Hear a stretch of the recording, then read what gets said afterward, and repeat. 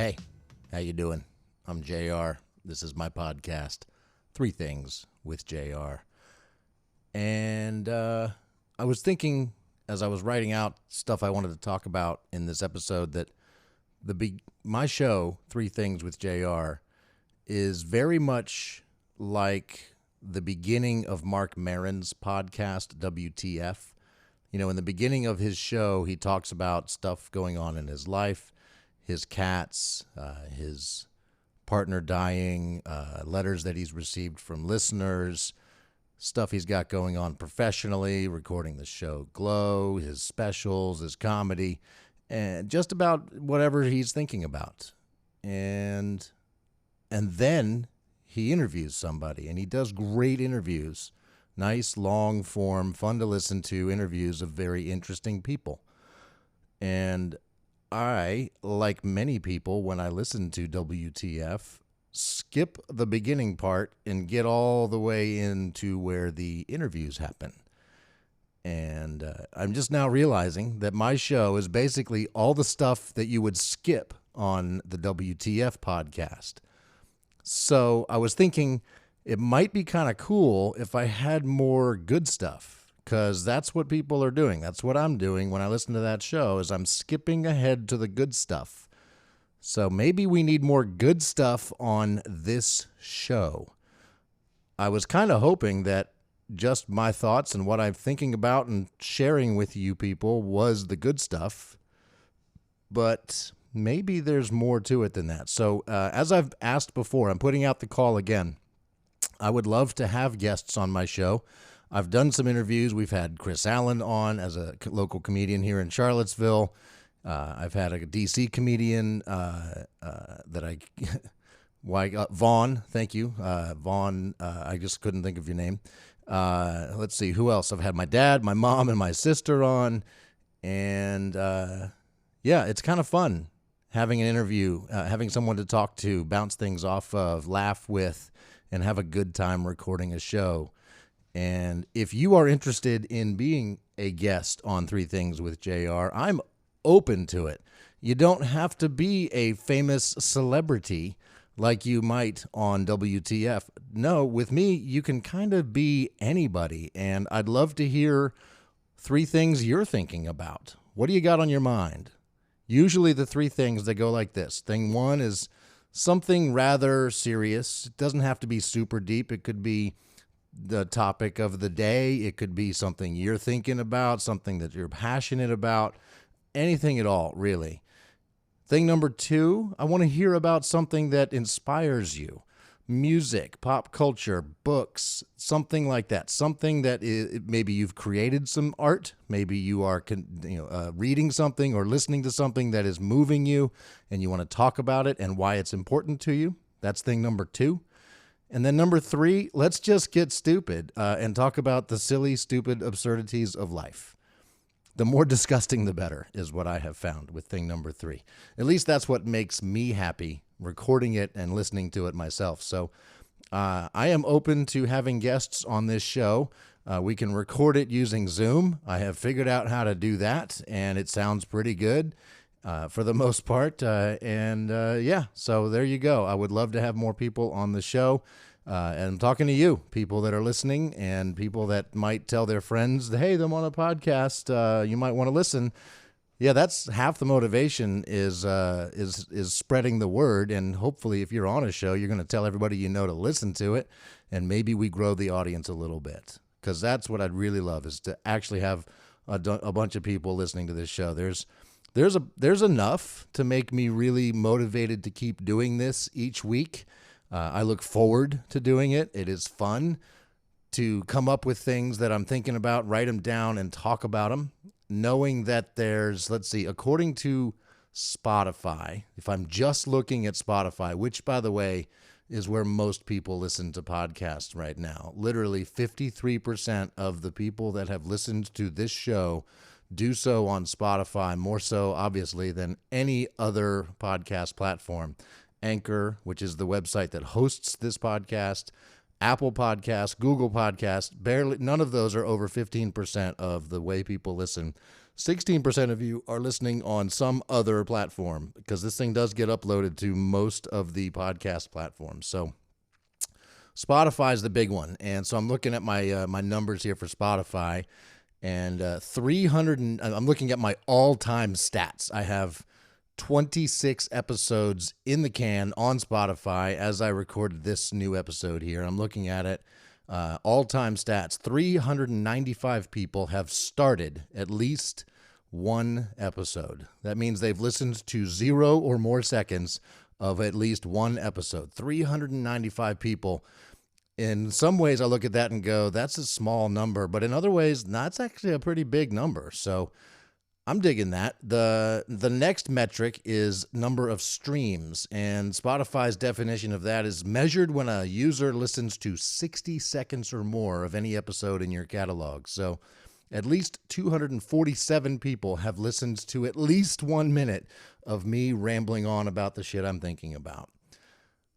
The next number, much smaller, listeners, measures the number of unique Spotify users who started an episode in your catalog. 49 people. 49 listeners have at least started at least one episode.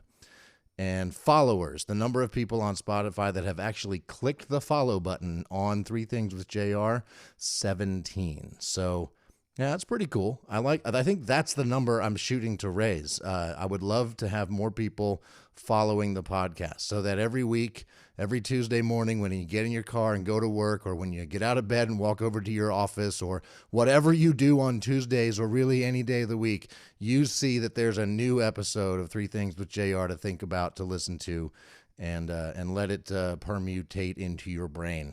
I don't know. Is that the right words? I don't know what I'm saying now. I just want people to listen. I want people to follow. And that's what I'm trying to make happen here. So if you want to be on the show, get in contact with me. And it's pretty easy to do. So find me on Facebook. You can just even simply, maybe I'll set up an email address. Ooh, I think I might do that. Maybe. I don't know if that's even necessary. I don't know. If you don't know how to reach me yet, and you're listening to this show, find me on Facebook. My name is Adam J.R. Stoffel on Facebook. Stoffel, Stoffel. That's how you find me. So if you can find me, you can direct message me there on Facebook, and that's probably the best way to get in touch with me if you want to be on the show. If I don't know you already and you want to be on the show, the better. That's even better, because I'd love to get to know more of you. And if I do know you, then great. We'll already have built-in chemistry ready to go. Cool. Now that that's out of the way, let's get into thing number 1. I woke up this morning and I looked out the back window and I noticed some trash in the yard. And I thought that was peculiar. I'm not used to seeing what looks to be a white trash bag of my trash. Trash that I recognize, that I had put into a trash bag recently, was sort of ripped out of the trash bag and just laying there in the backyard next to some shrubs.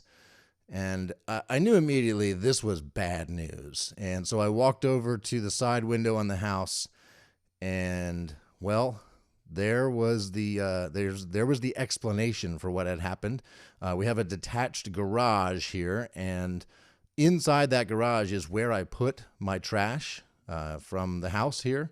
There's a trash can in the garage, and typically when the trash can gets full, I take the trash out. And what that means at my house, I live on we rent a house on a large farm, and over there at the barn is a dumpster, and it's about 2 football fields away.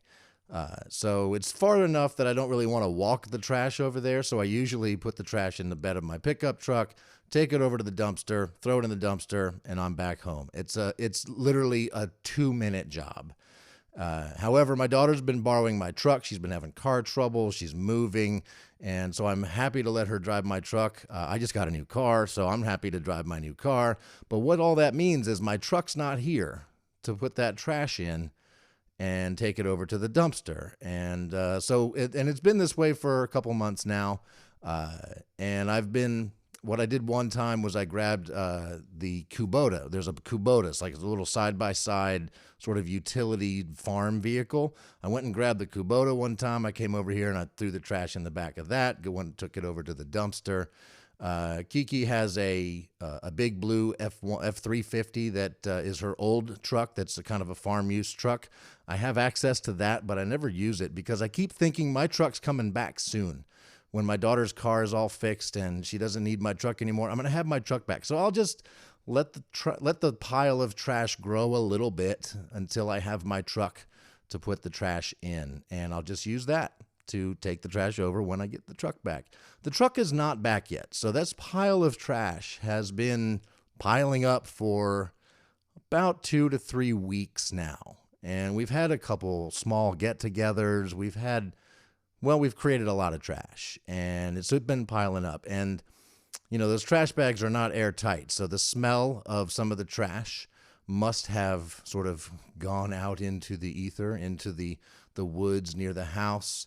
And, we're in Central Virginia. We do have an occasional bear, and bears got good noses, and bears are strong. Bears have the ability to, let's say, break a door. Now, the bear tried to break the garage door itself, the big rolling door.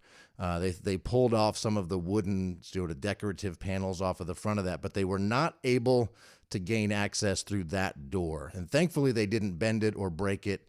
It's still fully intact and working, no problem. That was not how the bear got in. No, the bear got into one of the 2 people doors on our garage. The bottom section of the door is gone. The bear broke through the bottom section of the door, got into the garage, tore up all of the bags of trash. There's probably 20 bags of trash in there. Well, there was this morning. And so the bear was tearing through bag after bag of trash with some nasty trash in it. Some of it had been in there for a few weeks. Some of it was just a couple days fresh. Either way, it was nasty. And not only that, the bear decided to take some of the trash out of the garage. So about 3 or 4 bags ended up in the yard, outside, all strewn about. And just what a mess. So I spent the morning cleaning up all of the trash and I went ahead and got the big blue truck of Kiki's, brought it over, loaded it all up, and threw it all in the dumpster and cleaned up the garage and talked to the landlord, and they have already put a big piece of board on the bottom of the door to hold us over until they replace the door. And I hope they don't listen to this show and realize that, I don't know, is it my fault? Is it my fault that the bear chose our garage to destroy the door and come in and get our trash? I don't think it's my fault, right? Like that's, it's kind of, I mean, if there's trash in there and the bear smells it and wants in, he's going to get in. Whether it's 1 bag of really great smelling trash or 20 bags of some nasty shit. So I don't know. Our trash must have smelled great because we do have a neighbor. Literally just, 50 feet from our house is another house. And they have trash cans outside. And I talked to Chris, the guy that lives there, and there was trash in their trash cans, and he was pretty sure there was some discarded meat and various other things that probably a bear would find tasty. And their trash was completely untouched. Our trash was good enough. We probably filled that bear's belly. And so anyway, I don't think it's my fault. That's like, it's not a woman's fault when she gets raped when she dresses sexy, right? It's not her fault. She's not asking for that. Some dude did something he wasn't supposed to do.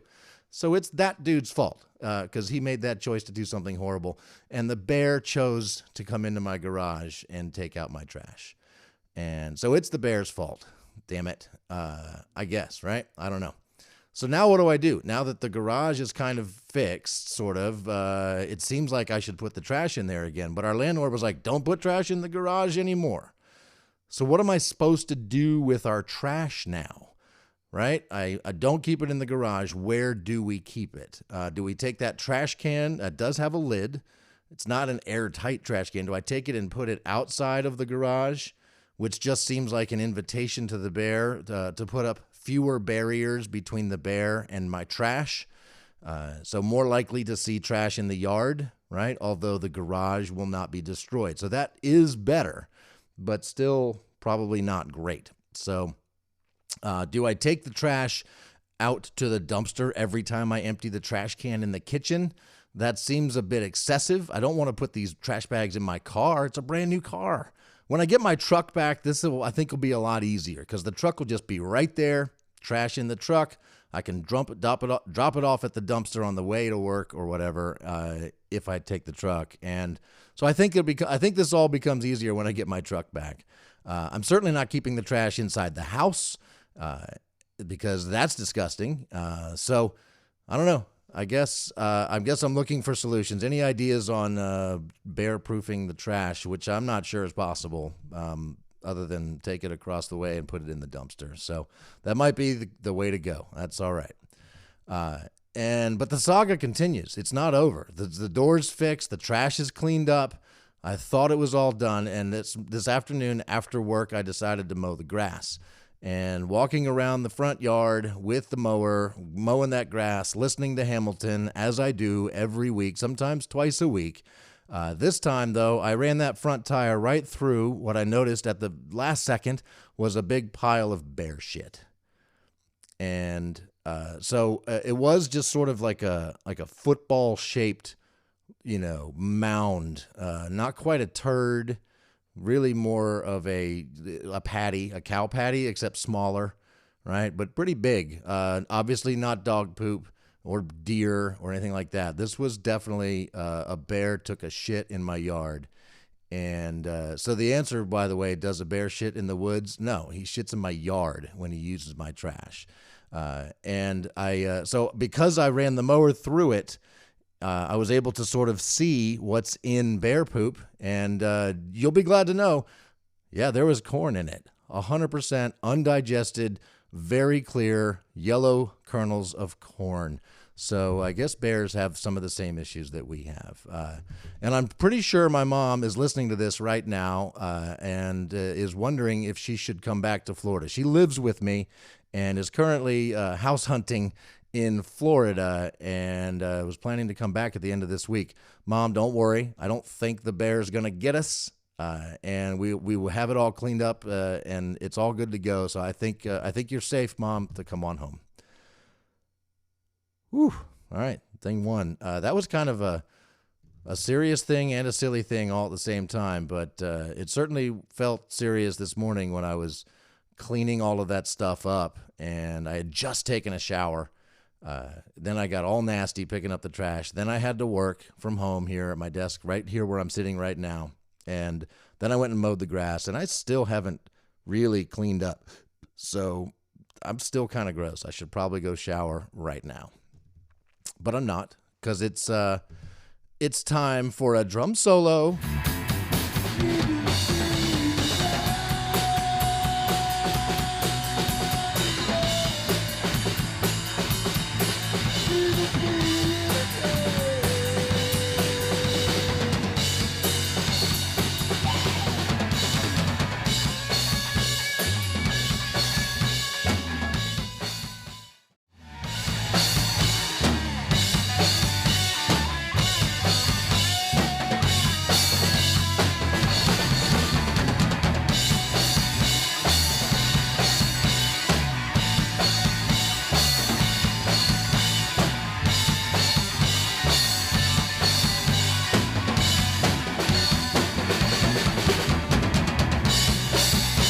And we're back.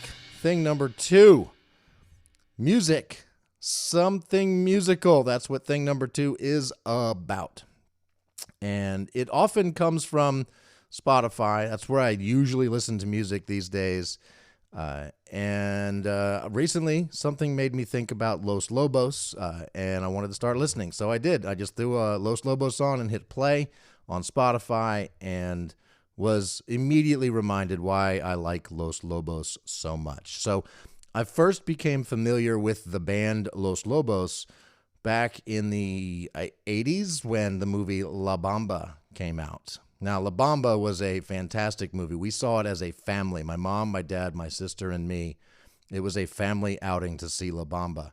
We saw the movie and we were all in tears at the end of the movie because it is a sad ending, no doubt about it. But we also loved the movie. The music was fantastic. I don't think anybody but my dad, I'm guessing, I don't know if my mom was, but I'm guessing my dad may have been the only one who was already familiar with Richie Valens, because that was sort of his era of music, was when Richie Valens was making music.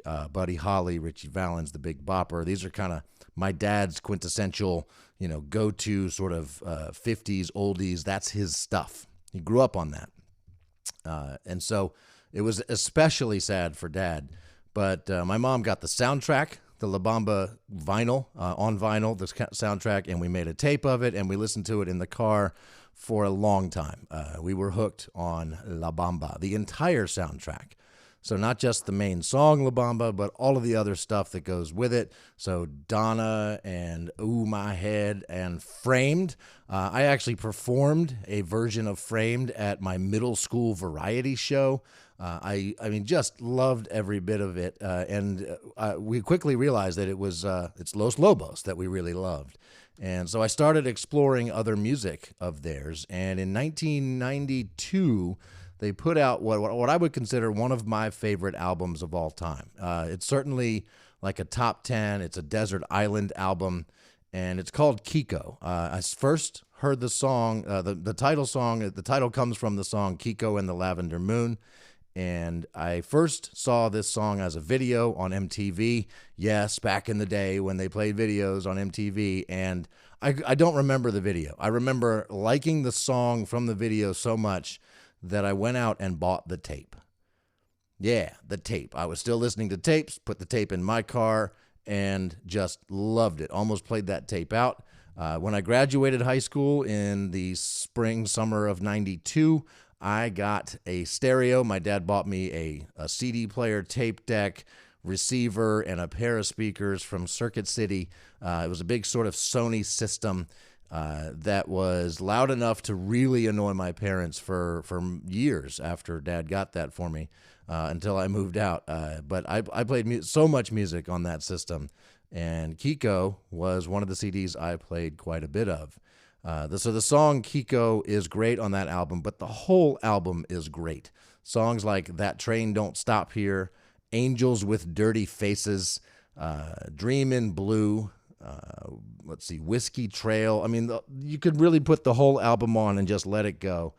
And I think what I like about La Bamba as a band, Los Lobos as a band, is that they serve as great background music. You can just put it on and just have it on in the background, and it sets a cool, chill, fun sort of mood. Almost like mariachi music, but better than that, more dynamic than that. Doesn't all sound the same. They have the ability to morph into different bands. They can play a whole album of Disney songs. They can do Richie Valens classic tunes from the 50s, and they can do all original stuff, and they can do it in 2 languages, and they're just fucking awesome. It's also great sing-along music. You can totally learn the words and sing along, and I love singing along to these songs on the album Kiko. There's a couple other albums. I haven't even listened to everything they've ever done, but it is something you can put on Spotify, hit play, and there's not a bad song in the bunch. But another album I highly recommend is called This Time. So of the Los Lobos stuff, you won't find a bad song. My 2 particular favorite albums that I recommend are Kiko and This Time, and of course the La Bamba soundtrack. So it's great music. It's Los Lobos. Everybody knows this already. They're pretty popular. Most people have heard of Los Lobos. If you haven't, you're welcome. Thing number 3. It's an odd thing for me, a 46-year-old man, grandpa. I don't have kids of my own anymore. I don't have the ability to have any more kids. And I am in the market for a baby stroller. Literally, as of yesterday, I am looking to buy a baby stroller. a really good one too. Like, I don't want a cheap piece of shit from Walmart with the little wheels. No, I need the kind with big wheels, inflated wheels, like a 16-inch wheel with knobby tires. I need it to be good in the woods because I have recently figured it out. What I want to do with I basically I want it for disc golf. I mean, disc golf is the only thing I do in the evenings beside record a podcast and watch TV. Everything else I do at night has been canceled. Thank you, 2020. But disc golf remains, and I've been playing disc golf almost every night of the week for the last 6-8 months, and loving every minute of it. And there's a new course that I like to play. Disc golf, for those that don't know, it plays like ball golf, except you're throwing frisbees, except they're discs, and you carry them around. And just like golf clubs, you carry around a bunch of them. You have a driver and a putter and a mid-range. And, you know, a disc golfer who's really into it, like myself, is probably going to want to carry 20 to 25 discs around with them, which means you're carrying some sort of big bag you lump over your shoulder, and it's heavy. And there's a new disc golf course in Gordonsville called Raptors Roost, and it's a long, long course. It's a real golf course. It used to be. Now it's a disc golf course. So you're walking a couple miles up and down hills, and carrying that bag of discs is a bit tiresome. It's already a long walk, and you're only adding to your fatigue by having to carry all those discs. So I was thinking I'd like to get a cart, and certainly they make them. I also watch a lot of disc golf on TV, and they make disc golf carts. Things on, some have 2 wheels, some have 3. They have handles, they have seats, they have compartments for your discs and for all the other stuff you want to carry with you, drinks and snacks and towels and whatever else. But looking into it, they're expensive. You know, $300 and $400 for the really nice ones. And I'm into disc golf. And if I had all the money, I would just buy one. But I don't think I want to spend that much money on one of those things. So yesterday I was playing in a tournament at the Raptors Roost in Gordonsville at that disc golf tournament. And I noticed that one of my card mates, one of the guys I was playing with, comes rolling up to the tee in the morning there with his disc golf bag, which looks like a big backpack, in a baby stroller. And it's something I had actually thought of ahead of time, thinking before that. For weeks now, I've been looking and thinking about buying a disc golf cart. Before I saw this happen, I thought to myself, I'll bet you could just use a baby stroller, and that would actually be cool. But I don't know if I'm showing up to a disc golf course with my discs in a baby stroller. And what I realized was, if it's done right, you might not even know it's a baby stroller. Now, I recognized it as one. As soon as he came up, it said Graco on it, so I could tell. But in most ways, it just looked like sort of an off-road disc golf cart. It had inflated wheels. It had compartments for drinks. It had his discs. It had space on the bottom for a cooler. But, I mean, it was just like a jogger, like one of those baby strollers made for jogging with your baby. And I looked at that and said, damn it, I have been considering that, and it turns out it is a good idea. And he wasn't the only one. I saw several people with their discs in a baby stroller on the disc golf course. So I am now shopping. I am on Craigslist looking for disc golf strollers. Sean, the guy I played disc golf with, he bought his for $25 on Craigslist. So, I mean, I would love to find something that cheap. So far, what I'm seeing is, $45, $50, $75, $100 strollers, which still is a pretty great deal compared to what I could potentially spend on a brand new disc golf cart. So I am definitely shopping. I'm also reminded that I have a daughter with a daughter. I have a granddaughter who is over 2 years old now and maybe not being strollered around as much. And so I am in contact with Allison, my daughter, to see if she's got some jogger strollers that she wants to sell. But she informed me that the ones she has were purchased by her mother, my ex-wife. And so I'm not sure how easy it's going to be for me to acquire one of those particular jogger strollers without having to go through the ex-wife, which I don't know. I mean, I would if she's willing to sell it for the right price. I'm willing to buy it. So it's definitely something I would do. Maybe I would prefer not to, but I would. because really the end game is to not be fatigued while playing a long round of disc golf. And that's kind of what I'm shooting for. So also, any of you out there listening to this, if you've got one of those really well-built jogger strollers for babies, with they're able to handle larger children, not just toddlers or infants, but larger children, big wheels, inflated wheels, good to go off-roading, kind of carrying some discs and some drinks and my stuff. I am in the market, so get in touch with me. Let me know if you have one of those that you want to donate.